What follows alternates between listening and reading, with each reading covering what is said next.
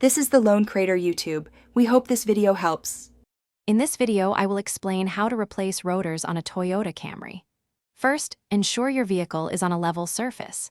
Use a floor jack to lift the front or rear of the car, then place 2 jack stands securely under the frame.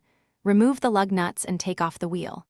Next, locate the 2 caliper guide pin bolts, typically 14 or 17 millimeters, and loosen them. This initial preparation is crucial for a smooth and safe process. Now, with the caliper guide pin bolts removed, gently slide the entire caliper assembly off the rotor. Do not let it hang by the brake line. Use a bungee cord or wire to suspend it from the suspension. Next, you will need to remove the 2 larger caliper bracket bolts, which are usually 19 millimeters. Once these are out, the caliper bracket can be removed. Finally, if there are any small retaining screws, remove them, and the old rotor should slide right off the wheel hub. Before installing the new rotor, it is vital to clean the wheel hub surface. Use a wire brush to remove any rust or debris, ensuring the new rotor sits perfectly flat.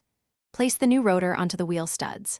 Now, reinstall the caliper bracket, tightening its 2 large bolts to approximately 79 foot-pounds. Next, compress the caliper piston using a C-clamp or a specialized tool, then carefully slide the caliper back over the new pads and rotor. Reinstall the 2 caliper guide pin bolts, tightening them to about 25 foot-pounds.